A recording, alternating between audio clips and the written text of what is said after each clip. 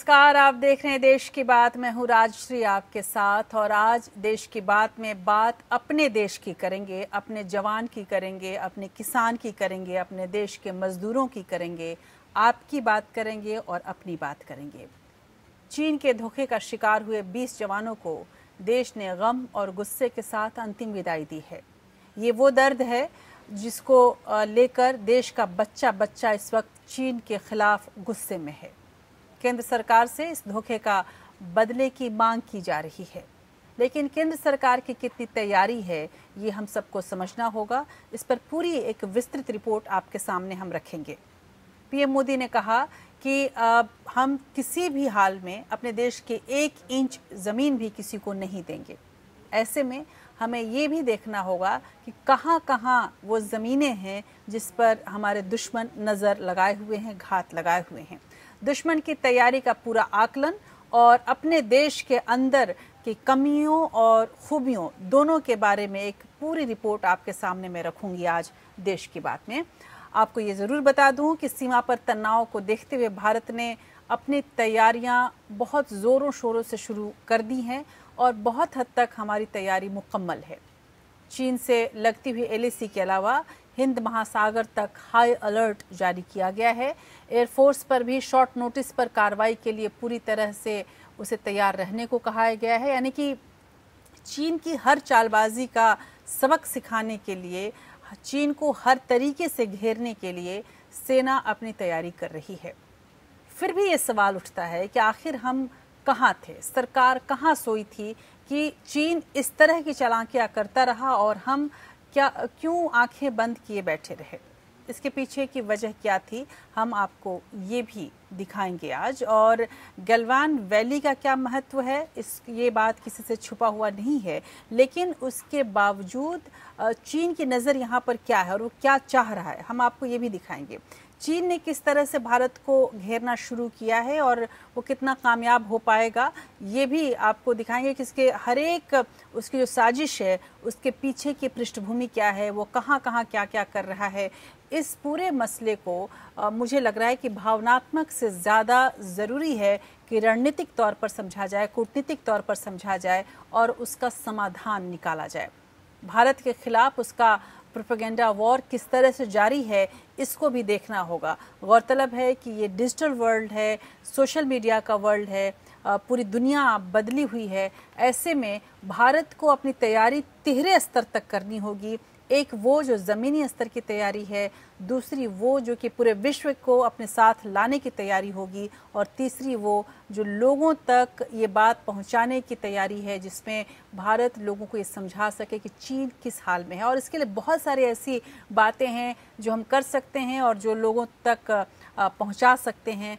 वो कौन सी ऐसी बातें हैं, हम आपके सामने ये बात भी आज रखेंगे। भारत और पाकिस्तान और नेपाल के बीच एक ऐसा देश है जो कि चीन के लिए एक आंख की किरकिरी की तरह से वो खटकता रहता है। ऐसे में उसने पाकिस्तान और नेपाल दोनों को कैसे अपने में मिलाया है, चीन की साजिश से भी आज हम पर्दा हटाएंगे। और भारत की तैयारियों पर तो हमारी नज़र है ही और वो हम आपके सामने भी रखेंगे। नेपाल और पाकिस्तान के महत्व को भी इसी संदर्भ में आज हम समझने की कोशिश करेंगे। इन तमाम खबरों के बीच लाल बहादुर शास्त्री ने कहा था कि देश वही आगे हो सकता है जहां पर जय जवान की बात की जाए, जय किसान की बात की जाए। तो एक तरफ हम जवानों की शहादत को याद भी करेंगे और जवानों की तैयारी पर भी नज़र रखेंगे, उनको दी जाने वाली सुविधाओं की बात करेंगे और उनको किस तरह की चीज़ों की ज़रूरत है इस वक्त उसकी बात करेंगे। दूसरी तरफ हम किसानों की भी बात करेंगे, श्रमिकों की भी बात करेंगे जो कि इस वक्त सबसे ज़्यादा मुसीबत में दिख रहे हैं। कोरोना कहर के बाद जिस तरह से श्रमिक अपने घर लौटे, दाने दाने को तरस रहे हैं। हालांकि सरकार ने कई लाख करोड़ रुपए की सहायता की घोषणा की, लेकिन उन तक पहुंचने में भी बहुत वक्त लगा। अब वित्त मंत्री ने श्रमिकों के लिए क्या कहा है, हम आपको ये भी दिखाएंगे। इन तमाम खबरों के साथ साथ हम आपको कोल ब्लॉक्स याद होगा आपको, यदि आप मनमोहन सिंह सरकार के जाने की कुछ वजूहात पर गौर करें तो आपको याद होगा कि 2G की बात, कोल ब्लॉक्स की बात खूब आई थी। और अब जबकि कोल ब्लॉक्स को निजी क्षेत्रों के लिए खोला गया है, आज प्रधानमंत्री मोदी की अगुवाई में ये काम हुआ है। प्रधानमंत्री मोदी का क्या कहना था, क्या उम्मीद है उनको इस नई पहल से, हम आपके सामने ये भी रखेंगे। और इसको किस तरह से लिया जाना चाहिए, इसके पीछे की जो कमियां हैं वो क्या है, जिसको सरकार को आने वाले वक्त में ठीक करना पड़ेगा, हम इस पर भी चर्चा करेंगे। इन तमाम खबरों के बीच एक खबर ऐसी भी है जो कि हमको और आपको अभी तक परेशान किए हुए, वो है कोरोना के कहर पर हमारा एक ख़ास रिपोर्ट आप देखेंगे कि अभी तक ये महामारी ख़त्म नहीं हो रही है और सभी को नुकसान कैसे पहुंचाती जा रही है, हम आपको ये भी दिखाएंगे। और इन सभी खबरों के पीछे जो है वो एक जो लगातार एक ऐसी धारा जो बहती जा रही है, और वो है सियासत की धारा। चाहे वो कोरोना की बात हो, चीन की बात हो, मज़दूरों की बात हो, हर जगह सियासत चल रही है। दुर्भाग्य ये है कि चीन जैसे और चीन ने जिस तरह की चालबाजी की, जिस तरह से हमारे जवानों की शहादत हुई है, उसके बावजूद सियासी पार्टियां हैं वो आपस में लड़ रही हैं और आपस में एक दूसरे पर आरोप लगा रही हैं। विपक्ष सरकार से जवाब चाह रहा है, सरकार कहती है कि विपक्ष को क्या ज़रूरत है जवाब लेने की। हम इस संदर्भ में भी राष्ट्रभक्ति क्या है और क्या विपक्ष की भूमिका होनी चाहिए, ऐसे में सरकार की क्या भूमिका होनी चाहिए, इसको भी समझने की कोशिश करते हुए मीडिया कैसे इस पूरी खबर को आपके सामने रखे और किस तरह से इस वक्त मीडिया की जो जिम्मेदारी है बढ़ी हुई है, हम इस पर भी एक ख़ास रिपोर्ट आपके सामने रखेंगे, ख़ास जिक्र करेंगे। इसके अलावा आज के दिन के ऐतिहासिक महत्व को याद करेंगे और एक ऐसे सितारे को भी जो हमारे लिए बेहद ख़ास है। चलिए शुरू करते हैं देश की बात के इस नए सफ़र को।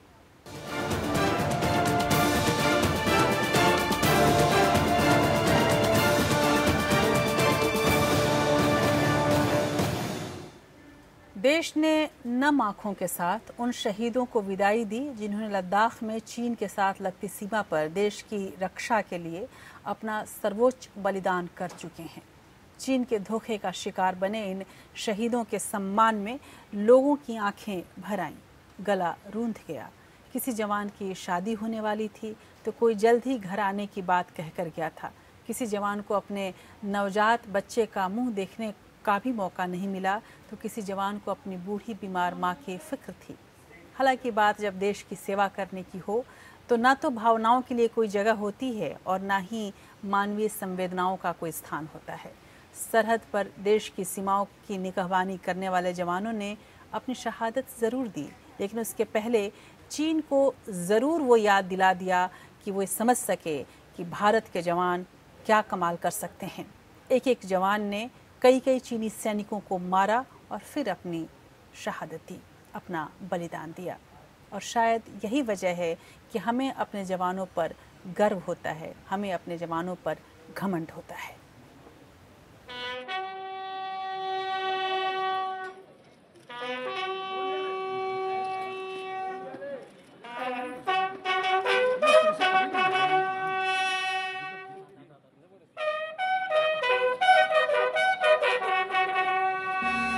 नमन है उस वीर हृदय को जिसने देश का मान रखा, मुश्किल वक्त में दृढ़ निश्चय ने भारत का सम्मान रखा। दुश्मन को उसकी जगह दिखा जिसने नया इतिहास लिखा, मातृभूमि की रक्षा को सर्वस्व देश के नाम लिखा।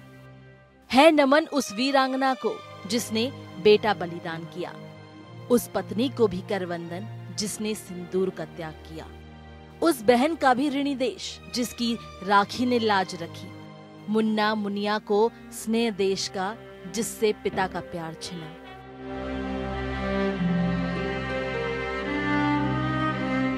दुख इस बात का नहीं कि देश पर जान न्यौछावर किया, दर्द इस बात का है कि देश सेवा का बस इतना ही मौका मिल पाया। शरीर पर लिपटा तिरंगा उस तमगे के समान है जिसका सपना ना जाने कितनी आंखें देखती है, लेकिन ये सम्मान कुछ ही लोगों के नसीब होता है। देश के लिए जीते सब हैं, लेकिन मरने का मौका हर किसी को नहीं मिलता। हम खुश नसीब हैं कि हमने देश सेवा में अपना सर्वोच्च बलिदान दिया। ये रोने की नहीं, फक्र करने की बात है। आंसू वीरता की निशानी नहीं हो सकते। बलिदान को व्यर्थ में बहाने का अधिकार किसी को नहीं है। दोस्ती के नाम पर धोखा देना चीन की पुरानी आदत है।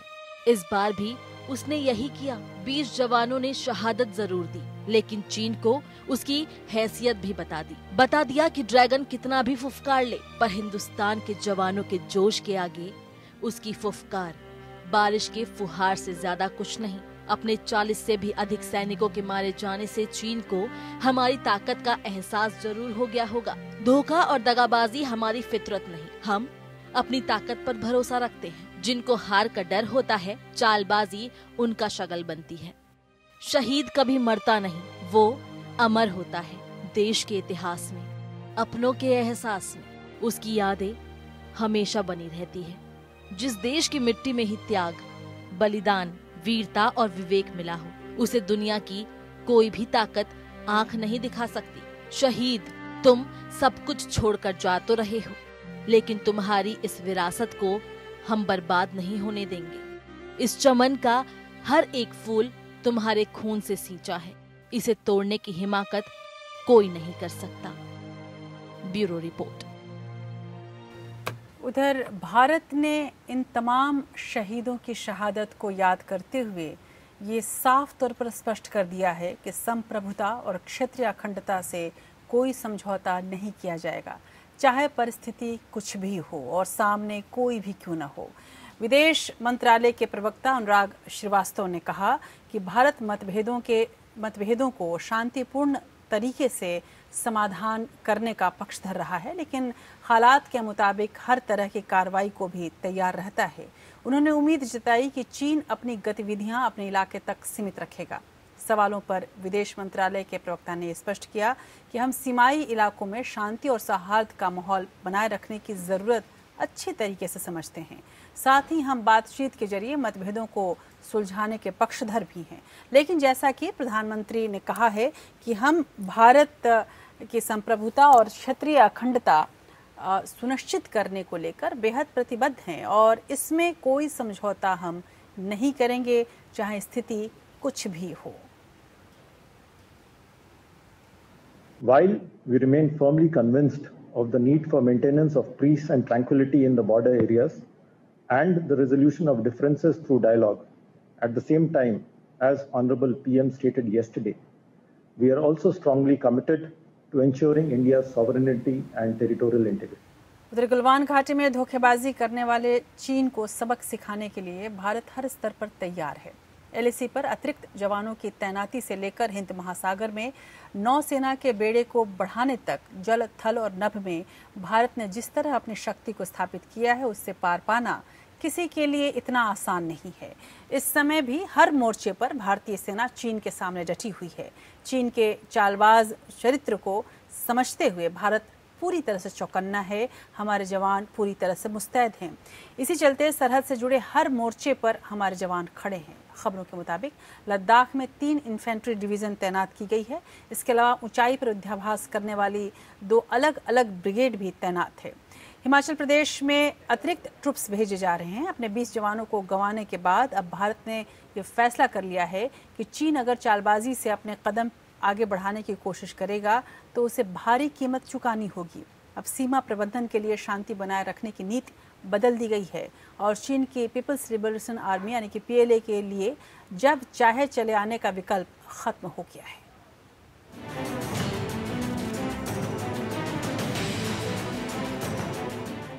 भारतीय सेना इस वक्त 3,488 किलोमीटर की वास्तविक नियंत्रण रेखा यानी LAC और पूर्वी क्षेत्र पर अब तक की सबसे ज्यादा अलर्ट पोजीशन में तैनात है। चीन ने भी LAC पर सेना बढ़ाई है। खासकर गलवान, दौलत बेग ओल्डी, चुशुल और पूर्वी लद्दाख के दूसरे इलाकों में उसकी सेना की मूवमेंट हुई है। लेकिन भारत की सेना युद्ध दिन से अलर्ट पर तैनात है। लद्दाख से लेकर अरुणाचल प्रदेश तक LAC पर सेना किसी भी तरह की स्थिति के लिए मुस्तैद खड़ी है। पूर्वी लद्दाख में LAC पर 15,000 सैनिक फॉरवर्ड इलाकों में है और इससे भी कहीं ज्यादा जवान उनके पीछे तैयार खड़े हैं। खबरों के मुताबिक भारत ने तय किया है कि वो किसी भी पोजीशन से 1 इंच भी पीछे नहीं हटेगा और क्षेत्रीय संप्रभुता से कोई समझौता नहीं होगा। पीएम मोदी की गृह मंत्री अमित शाह, रक्षा मंत्री राजनाथ सिंह, विदेश मंत्री एस जयशंकर और सेना प्रमुखों के साथ कई दौर की बैठकें हुई हैं। सारी बैठकों में कड़ा रवैया देखा जा रहा है। इतना ही नहीं, भारत इस प्रोटोकॉल पर भी दोबारा विचार कर रहा है, जिसके तहत सैनिक एलएसी के फॉरवर्ड इलाकों में सैनिक हथियार लेकर नहीं जाते। सरकार का सीधे तौर पर मानना है कि चीनी सेना ने द्विपक्षीय समझौते का उल्लंघन किया है और सीमा प्रबंधन नियमों को तोड़ा है। यूं तो चीनी सेना लंबे वक्त से एलएसी के अंदर आती रहती है, लेकिन जून अगस्त 2017 में सिक्किम, भूटान, तिब्बत ट्राई जंक्शन पर डोकलाम के पास 73 तक चले गतिरोध के बाद से उसकी हरकत बढ़ गई है, जिसे देखते हुए भारत ने भी अपनी ओर से मुकम्मल तैयारी कर ली है। Bureau report.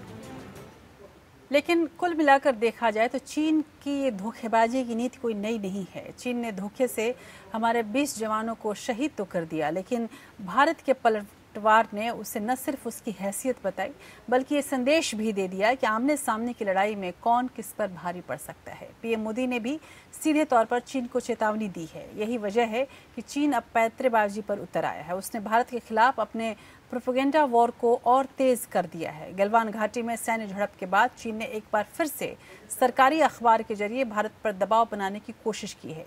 चीनी सरकार के मुखपत्र यानी माउथ पीस ग्लोबल टाइम्स के मुताबिक अगर एलएसी पर तनाव बढ़ा तो भारत को चीन के अलावा पाकिस्तान और यहाँ तक कि नेपाल की सेना का भी दबाव झेलना पड़ेगा। इसे आसान शब्दों में समझें तो मतलब ये हुआ कि सीमा पर हालात बिगड़ने की स्थिति में चीन ये दावा कर रहा है कि पाकिस्तान और नेपाल चीन का साथ दे सकते हैं। ग्लोबल टाइम्स को चीन में सत्तारूढ़ कम्युनिस्ट पार्टी का मुखपत्र कहा जाता है, यानी उसके लेख चीन सरकार का ही नजरिया होते हैं। अखबार कई दिनों से भारत को धमकाने वाले लेख प्रकाशित कर रहा है।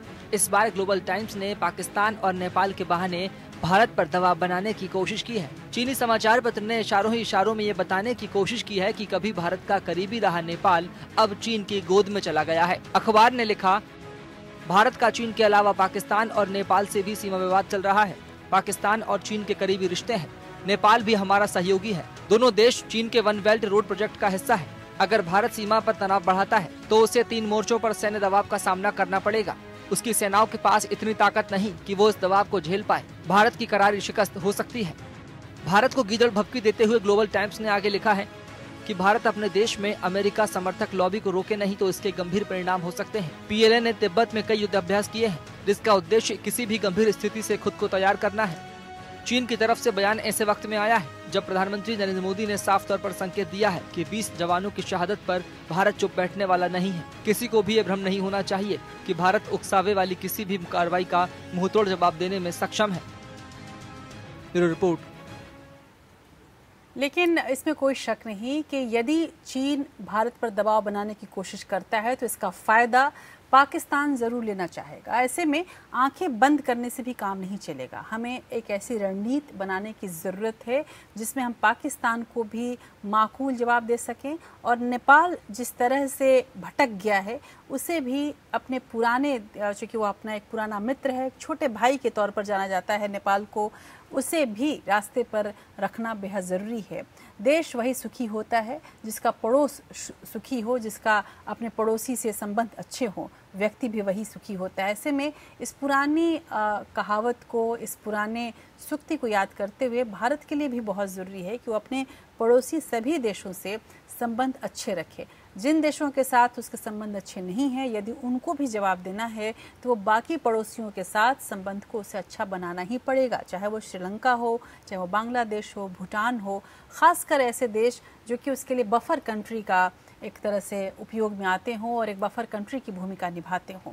इसलिए भारत को न केवल ऐसे देशों के साथ अच्छे संबंध रखने पड़ेंगे बल्कि अंतर्राष्ट्रीय स्तर पर भी एक ऐसा माहौल बनाना पड़ेगा जो इस वक्त चीन के खिलाफ अंतर्राष्ट्रीय स्तर पर माहौल है उसका फ़ायदा भी भारत किस तरह से ले सकता है, इस पर भी बहुत गंभीरता से सोचने की ज़रूरत है। लेकिन इस वक्त जो हो रहा है उसको यदि आप देखें तो नेपाल की यदि हम बात करें तो भारत की आपत्ति को दरकिनार करते हुए नेपाल की संसद के उच्च सदन नेशनल असेंबली ने देश के विवादित राजनीतिक नक्शे को लेकर पेश किए गए संविधान संशोधन विधेयक को अपनी मंजूरी दे दी है। आप समझ सकते हैं कि नेपाल कितना ज़्यादा प्रभाव में आ चुका है।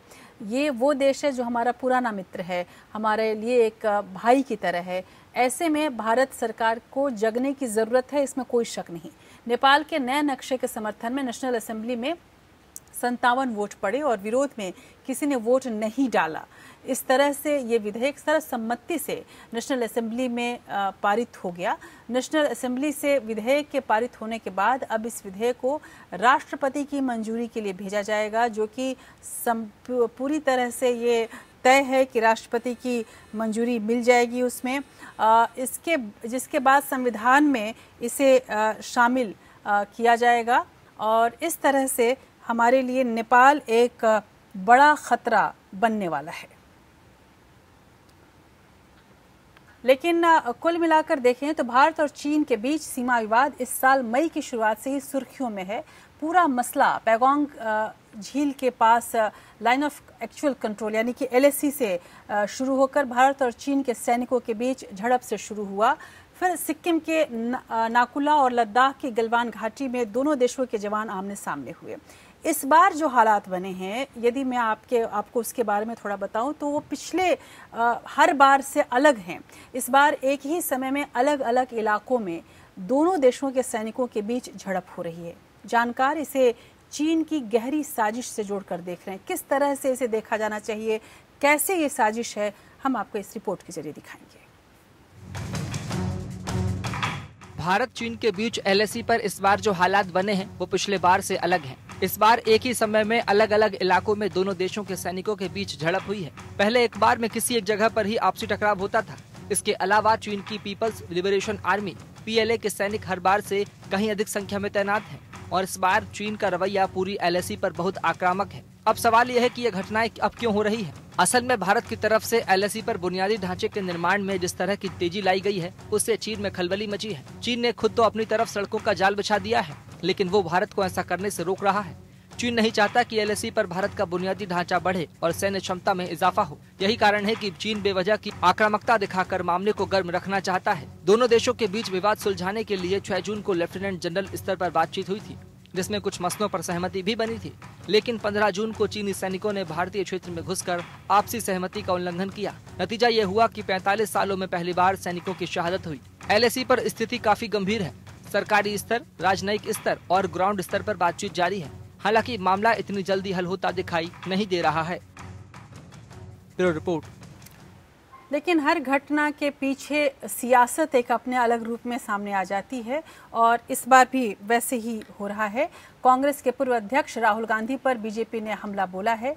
बीजेपी ने कहा है कि भारत चीन तनाव को लेकर राहुल जिस तरह से व्यवहार कर रहे हैं वो गैर जिम्मेदाराना है। विवाद उस समय शुरू हुआ जब राहुल गांधी ने सरकार से पूछा कि गलवान में चीन से बात करने गए सैनिकों को निहत्था क्यों भेजा गया। इस पर जवाब देते हुए बीजेपी ने कहा कि राहुल को जानकारी होनी चाहिए कि साल 2008 में कांग्रेस और कम्युनिस्ट पार्टी ऑफ चाइना ने इसे लेकर एक संधि की थी और भारतीय सैनिकों ने उसी ट्रीटी का पालन किया है।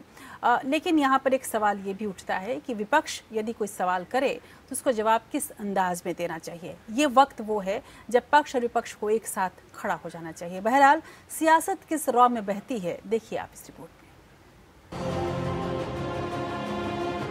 लद्दाख में LAC पर भारत चीन तनाव के बीच राहुल गांधी ने एक बार फिर मोदी सरकार पर निशाना साधा। कांग्रेस के पूर्व अध्यक्ष ने ट्वीट में कहा, सरकार ने बिना हथियारों के जवानों को शहीद होने के लिए क्यों भेज दिया। चीन की इतनी हिम्मत कैसे हो गई कि वो हमारे जवानों की हत्या कर सके। इससे पहले भी राहुल गांधी प्रधानमंत्री नरेंद्र मोदी की चुप्पी पर सवाल उठा चुके हैं। उन्होंने सरकार पर मामले को छिपाने का आरोप लगाया था। चीन ने हिंदुस्तान के शस्त्रहीन सैनिकों की हत्या करके एक बहुत बड़ा अपराध किया है।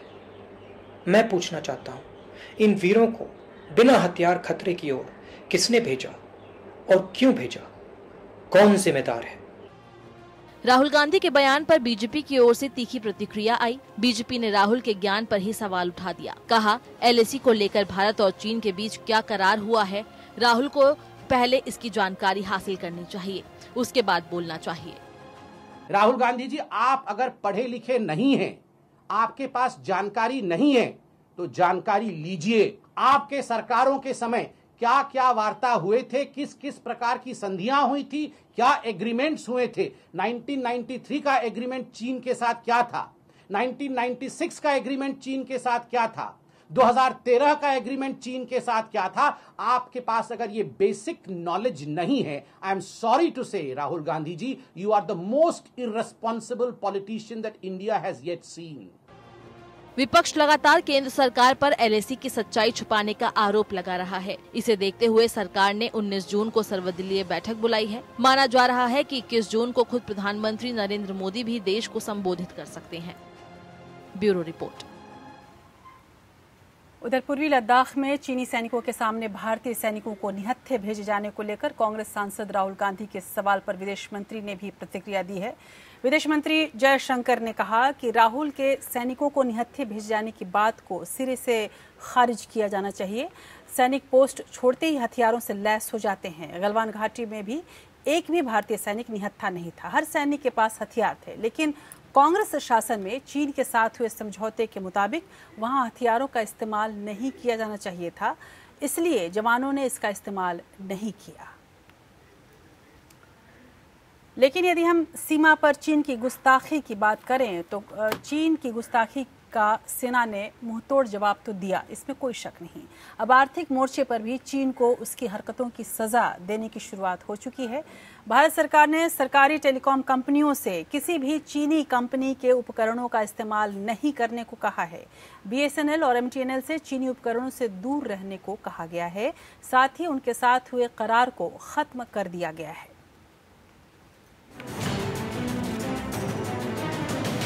लद्दाख की घटना के बाद भारत ने चीन को सामरिक और आर्थिक तौर पर नुकसान पहुंचाने की कार्रवाई शुरू कर दी है।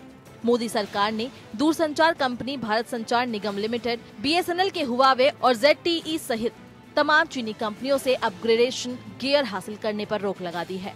सरकार ने सरकारी टेलीकॉम कंपनियों से किसी भी चीनी कंपनी के उपकरण का इस्तेमाल न करने को कहा है। बीएसएनएल और एमटीएनएल के टेंडर को रद्द कर दिया गया है।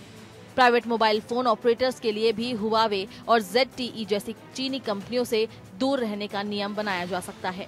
बीएसएनएल और एमटीएनएल से कहा गया है कि वो अपने टेंडर में बदलाव करें। इस आदेश का हुआवे और ZTE के भारत में कारोबार पर गहरा असर पड़ेगा।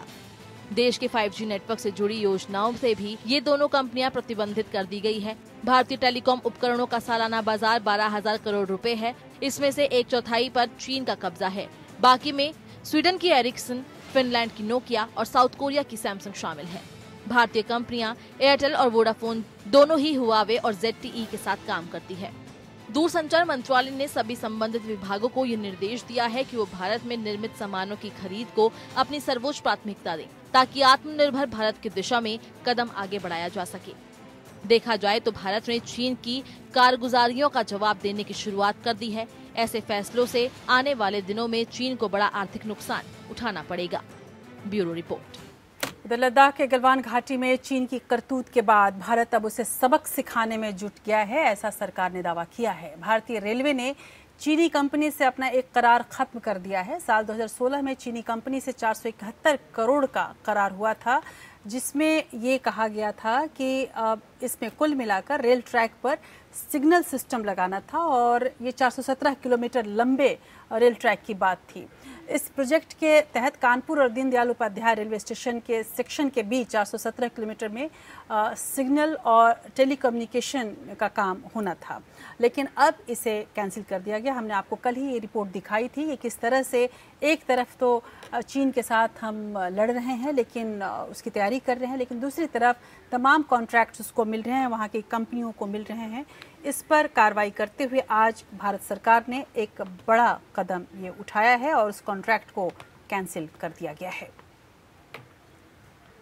उधर भारत 8वीं बार संयुक्त राष्ट्र सुरक्षा परिषद का अस्थायी सदस्य चुन लिया गया है। महासभा के 193 देशों ने वोटिंग में हिस्सा लिया। 184 देशों ने भारत का समर्थन किया और एक बड़ी जीत थी भारत के लिए। अमेरिका ने सुरक्षा परिषद में भारत की अस्थायी सदस्यता का स्वागत किया है, तो प्रधानमंत्री नरेंद्र मोदी ने भारत के समर्थन देने वाले देशों का आभार जताया है। संयुक्त राष्ट्र चार्टर के मुताबिक भारत 2 साल के लिए अस्थायी सदस्य चुना गया है। भारत के साथ आयरलैंड, मेक्सिको और नॉर्वे भी अस्थायी सदस्य चुन लिए गए हैं। संयुक्त राष्ट्र सुरक्षा परिषद में भारत को अस्थायी सदस्य चुने जाने पर प्रधानमंत्री नरेंद्र मोदी ने खुशी जाहिर की। पीएम मोदी ने कहा, यूएन सिक्योरिटी काउंसिल में भारत की अस्थायी सदस्यता के लिए दुनिया ने समर्थन और सहयोग दिया। मैं उनका आभार प्रकट करता हूँ। भारत सभी के सहयोग से अंतर्राष्ट्रीय शांति, सुरक्षा और बराबरी के लिए काम करेगा। उधर संयुक्त राष्ट्र सुरक्षा परिषद में भारत को अस्थायी सदस्यता मिलने से पाकिस्तान परेशान है। वोटिंग के पहले पाकिस्तान के विदेश मंत्री शाह महमूद कुरैशी ने कहा, यूएनएससी में भारत की अस्थायी सदस्यता हमारे लिए चिंता का विषय है। भारत हमेशा इस मंच से उठाए जाने वाले प्रस्तावों को खारिज करता रहा है। भारत के अस्थायी सदस्य बनने से कोई आसमान नहीं फट पड़ेगा। पाकिस्तान भी 7 बार अस्थायी सदस्य रह चुका है। 193 सदस्यों वाले संयुक्त राष्ट्र सुरक्षा परिषद में भारत को जीत के लिए 2/3 यानी 128 सदस्यों का समर्थन चाहिए था। हालांकि इससे कहीं ज्यादा 184 देशों ने भारत का समर्थन किया। सदस्य देश सीक्रेट बैलेट से वोटिंग करते हैं। अमेरिका ने सुरक्षा परिषद में भारत की अस्थायी सदस्यता का स्वागत किया। कहा, भारत और अमेरिका मिलकर दुनिया में अमन, बहाली और सुरक्षा जैसे अहम मुद्दों पर काम करेंगे। दोनों देशों के बीच ग्लोबल स्ट्रेटेजिक पार्टनरशिप है। हम इसे और आगे ले जाना चाहते हैं। सुरक्षा परिषद में अस्थायी सदस्य चुनने का मकसद ये होता है कि संगठन में क्षेत्रीय संतुलन बना रहे। भारत के साथ आयरलैंड, मैक्सिको और नॉर्वे भी अस्थायी सदस्य चुने गए हैं। 2 साल का भारत का कार्यकाल 1 जनवरी 2021 से शुरू होगा। Bureau report. उन आंकड़ों को जो कि अभी तक देश को डरा रहे हैं, जी हाँ, मैं बात कर रही हूँ कोरोना संकट की। कोरोना संकट काल में बड़े पैमाने पर प्रवासी मजदूरों के लिए रोजगार का संकट खड़ा हो गया है। इस खबर को तो हम आपको दिखाएंगे, लेकिन इस बीच में आपको ये बता दूं कि कोरोना महामारी अभी भी कम होने का नाम नहीं ले रही है और दिल्ली में इस वक्त सबसे ज़्यादा घटनाएं देखने को मिल रही हैं, सबसे ज़्यादा मरीज देखने को मिल रहे हैं। इसके अलावा महाराष्ट्र में भी आंकड़े बढ़ रहे हैं। अब ऐसे में सरकार ने ये कहा है कि राज्यों को ये सुविधा मिलनी चाहिए कि वो खुद ही अपने राज्य की स्थिति को देखते हुए कोई फैसला ले सकें। मुख्यमंत्रियों का ये कहना है कि ये अब ज़िला अधिकारियों पर छोड़ देना चाहिए कि जिस भी ज़िला में जिस तरह की घटना हो रही है, जिस तरह का संक्रमण बढ़ रहा है, उसको देखते हुए वो फैसले ले। इसको किस तरह से किया जाएगा और 2 दिनों तक जो प्रधानमंत्री मोदी ने मंथन किया है मुख्यमंत्रियों के साथ, उसका क्या परिणाम निकला, हम आपको ये भी दिखाएंगे। लेकिन इस बीच बड़ी खबर आई एक दोपहर के बाद जब वित्त मंत्री ने कहा कि वो प्रवासी मजदूरों के लिए सरकार बहुत कुछ करने वाली है। गौरतलब है कि कोरोना संकट के बाद जिस तरह से बेरोजगार हो गए हैं प्रवासी मजदूर, ऐसे हालात के बीच केंद्र सरकार ने गरीब कल्याण रोजगार योजना की शुरुआत की है। इसकी लॉन्चिंग 20 जून को पीएम नरेंद्र मोदी बिहार से करेंगे। मैं आपको यहाँ ये ज़रूर बता दूं कि बिहार में इसी साल अक्टूबर में चुनाव होने वाले हैं, अभी तक जो कहा जा रहा है। इस योजना के तहत देश के विभिन्न भागों से पलायन करके अपने गांव पहुंचे प्रवासी मजदूरों को रोजगार मुहैया कराया जाएगा। अभियान को देश के 6 राज्यों के 116 जिलों से शुरू किया जाएगा। 20 जून को अभियान को शुरू करने के मौके पर इन राज्यों के मुख्यमंत्री और संबद्ध मंत्रालय के मंत्री भी वीडियो कॉन्फ्रेंसिंग के जरिए जुड़ेंगे। ये राज्य हैं बिहार, झारखंड, उत्तर प्रदेश, मध्य प्रदेश, ओडिशा और राजस्थान। इस योजना की शुरुआत सबसे पहले इन्हीं राज्यों से की जाएगी।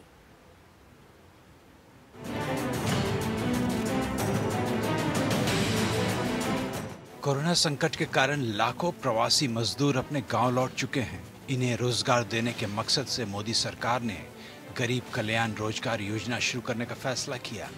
20 जून को खुद प्रधानमंत्री मोदी इस मिशन की शुरुआत बिहार से करेंगे। उससे पहले वित्त मंत्री निर्मला सीतारमण ने बताया कि पूरे देश में 116 जिलों की पहचान की गई है जहां बड़ी संख्या में प्रवासी मजदूरों की घर वापसी हुई है। The first priority when we say Pradhan Mantri Rozgar Abhiyan is to deal with the immediate requirement of those workers who have gone back to their respective districts and ensure that all those shramik in those districts are going to be given employment. आत्मनिर्भर Bharat package में भी इसी समस्या को ध्यान में रखते हुए सरकार ने मनरेगा का बजट 40,000 करोड़ से बढ़ाकर 1,01,000 करोड़ कर दिया है। प्रवासी मजदूरों को रोजगार देने के मकसद से गरीब कल्याण रोजगार अभियान को 125 दिनों के लिए लागू किया जाएगा। इसमें सरकार की 25 योजनाएं शामिल की जाएंगी। प्रवासी मजदूरों की मदद से सरकार ग्रामीण क्षेत्रों में बुनियादी ढांचा मजबूत करेगी। Within 125 days, nearly 25 schemes of the government are all going to be brought together. And within those 125 days, we shall reach saturation levels for each of those schemes. इस अभियान के तहत कम्युनिटी सैनिटाइजेशन कॉम्प्लेक्स, ग्राम पंचायत भवन, वित्त आयोग के fund के अंतर्गत आने वाले काम, नेशनल हाईवे वर्क्स, जल संरक्षण और सिंचाई, कुएं की खुदाई, पौधारोपण, हॉर्टिकल्चर, आंगनवाड़ी केंद्र, पीएम आवास योजना ग्रामीण, पीएम ग्राम सड़क योजना जैसे काम प्रवासी श्रमिकों से कराए जाएंगे। Bureau report. उधर प्रधानमंत्री नरेंद्र मोदी ने आत्मनिर्भर भारत अभियान के तहत निजी क्षेत्र के लिए 41 कोल ब्लॉक्स की नीलामी की प्रक्रिया की शुरुआत की है। कोरोना संकट के बीच सरकार ने जब 20 लाख करोड़ रुपए का राहत पैकेज का ऐलान किया तो उसमें काफ़ी बड़ा हिस्सा उन बड़े आर्थिक सुधारों का था जिनका कॉरपोरेट सेक्टर वर्षों से इंतजार कर रहा था। देश में कोयले के खनन और उसकी बिक्री पर अभी तक कोल इंडिया जैसी सरकारी कंपनियों का एकाधिकार था। निजी क्षेत्र में को सिर्फ कैप्टिव ज़रूरतों यानी अपने कारखानों के लिए बिजली पैदा करने के लिए ही कोयला खदान दिया जाता था, लेकिन इसने एक तरह के घोटाले को भी जन्म दिया जिसने यूपीए सरकार के दौरान काफ़ी चर्चित कोयला घोटाला हुआ और ये मामला सुप्रीम कोर्ट तक पहुंचा। अब कोयला खनन का अधिकार निजी क्षेत्र की कंपनियों को भी होगा और इसके कॉमर्शियल इस्तेमाल यानी खरीद फरोख्त का भी अधिकार इन्हें होगा। प्रधानमंत्री नरेंद्र मोदी ने वीडियो कॉन्फ्रेंसिंग के जरिए 41 कोयला खदानों की नीलामी की प्रक्रिया शुरू की है। इस दौरान उन्होंने कोरोना के कारण प्रभावित हुई अर्थव्यवस्था को मजबूत बनाने के लिए किए गए उपायों का जिक्र किया। प्रधानमंत्री ने कहा कि भारत कोरोना से लड़ेगा भी और आगे भी बढ़ेगा। भारत इस बड़ी आपदा को अवसर में बदलेगा। पीएम मोदी ने कहा कि कोरोना के इस संकट ने भारत को आत्मनिर्भर भारत होने का सबक दिया है। आत्मनिर्भर भारत यानी भारत को इंपोर्ट न करना पड़े, इसके लिए वो अपने ही देश में साधन और संसाधन विकसित करने की दिशा में लगातार प्रयास करेगा, आगे बढ़ेगा। कोरोना लॉकडाउन के कारण इकोनॉमी को हुए नुकसान की भरपाई के लिए सरकार ने तमाम योजनाएं शुरू की है। पीएम मोदी ने कहा कि महीने भर के भीतर ही हर घोषणा, हर रिफॉर्म, चाहे वो कृषि क्षेत्र में हो, चाहे एमएसएमई के सेक्टर में हो, तेजी से जमीन पर उतर रहे हैं। ये दिखाता है कि भारत इस संकट को अवसर में बदलने के लिए कितना गंभीर है। हम सिर्फ कोयला खनन के लिए नीलामी ही लॉन्च नहीं कर रहे हैं, बल्कि कोयला क्षेत्र को दशकों के लॉकडाउन से भी बाहर निकाल रहे हैं। आज हम सिर्फ कॉमर्शियल कोल माइनिंग के लिए ऑक्शन ही लॉन्च नहीं कर रहे हैं, बल्कि कोल सेक्टर को दशकों के लॉकडाउन से भी बाहर निकाल रहे हैं। प्रधानमंत्री ने कहा कि हमने जो सुधार किए हैं उसका असर दूसरे क्षेत्रों पर भी पड़ेगा। जब कोयले का उत्पादन बढ़ता है तो फर्टिलाइजर, सीमेंट और तमाम क्षेत्रों पर सकारात्मक असर पड़ता है। सरकार का लक्ष्य 2030 तक करीब 100 मिलियन टन कोयले को गैस में बदलने का है। इस पर करीब 20,000 करोड़ रुपए का निवेश किया जाएगा। Bureau report. पर इसके साथ ही मैं आपको बता दूं कि जबकि ये कोयला ब्लॉक्स जो है वो अभी निजी कंपनियों को देने की बात चल ही रही थी, उसके पहले ही झारखंड में बड़े पैमाने पर अडानी ग्रुप ने अपने ऑफिसेज खोल लिए थे, अपने कार्यालय खोल लिए थे और इस बात का उद्घाटन किया गया कि जल्द ही अडानी कोल ब्लॉक्स के व्यापार में आने वाले हैं। तो इससे कई इशारे भी मिलते हैं और इस बात के शक और शुभा भी पैदा होते हैं कि अब तक जो कोल इंडिया एक तरह से भारत के नवरत्नों में से एक कंपनी थी, उसे तो घाटा लगेगा ही। जो तमाम निजी कंपनियां आएंगी उनके साथ कितना लाभ होगा और क्या भ्रष्टाचार पर लगाम लग पाएगा, इसमें ये अभी समझना होगा। या किसी खास एक इंडस्ट्रियलिस्ट को या किसी खास उद्योगपति को ही इसमें फ़ायदा होगा, ये भी देखना होगा। बहुत ज़रूरी है कि निजीकरण तो हो पर उसमें प्रतियोगिता, आत्मनिर्भर बनने की जो एक सपना देखा गया उसमें प्रतिस्पर्धा होनी बहुत ज़रूरी है ताकि ज़्यादा से ज़्यादा पारदर्शिता हो और ज़्यादा से ज़्यादा फ़ायदा आम लोगों को मिले। बहरहाल मैं आपको सियासत की ओर एक बार फिर से लेके चलूं। राज्यसभा चुनाव को लेकर इस वक्त राजस्थान, मध्य प्रदेश, गुजरात समेत पूरे देश की सियासत गरमाई हुई है। मध्य प्रदेश में बीजेपी राज्यसभा की 2 सीटों पर साफ तौर पर जीतती हुई दिखाई दे रही है। दरअसल बीजेपी को बीएसपी के 2, सपा के 1 और 2 निर्दलीय विधायकों का समर्थन हासिल हो गया है। ये सभी विधायक बीजेपी पार्टी कार्यालय में आयोजित डिनर कार्यक्रम में शामिल हुए। 5 विधायकों के शामिल होने से बीजेपी 3 में से 2 सीटों पर जीत को लेकर अब आश्वस्त हो गई है। बीजेपी दफ्तर में हुए महाभोज में बीजेपी विधायकों के अलावा 2 निर्दलीय सुरेंद्र सिंह शेरा और विक्रम राणा, बीएसपी के संजीव कुशवाहा और रमाबाई के साथ सपा विधायक राजेश शुक्ला भी पहुंचे। उधर कांग्रेस विधायक दल की बैठक में कुल 87 विधायक मौजूद रहे। वैसे कांग्रेस का दावा है कि उनके पास 92 विधायकों का समर्थन है। केंद्र से भेजे गए पर्यवेक्षक के तौर पर केंद्रीय मंत्री प्रकाश जावड़ेकर भोपाल में मौजूद थे। उनके साथ केंद्रीय मंत्री नरेंद्र सिंह तोमर और पूर्व प्रदेश अध्यक्ष राकेश सिंह भी मौजूद थे। मुख्यमंत्री शिवराज सिंह चौहान ने सभी विधायकों से अलग अलग बात की। लगातार विवादों और पार्टी के प्रति डुलमुल रवैया रखने वाले बीजेपी विधायक नारायण त्रिपाठी और शरद कौल भी महाभोज में नजर आए। मौजूदा संख्या बल के लिहाज से देखें तो बीजेपी के पास 107 विधायक है। 2 निर्दलीय, 2 बीएसपी और 1 सपा विधायक का समर्थन मिलने के बाद संख्या 112 होती है। यानी बीजेपी की राज्यसभा की 2 सीटें पक्की है। उधर कांग्रेस का दावा है कि उनके पास 92 विधायकों का समर्थन है, जो 1 सीट पर जीत के लिए पर्याप्त है। 2 सीटों पर बीजेपी ने ज्योतिरादित्य सिंधिया, सुमेर सिंह सोलंकी को, जबकि कांग्रेस ने दिग्विजय सिंह और फूल सिंह बरैया को प्रत्याशी बनाया है। Bureau report. उधर गुजरात और मध्य प्रदेश में कांग्रेस का सियासी खेल बिगाड़ने वाली बीजेपी का मणिपुर में राजनीतिक समीकरण गड़बड़ा गया है।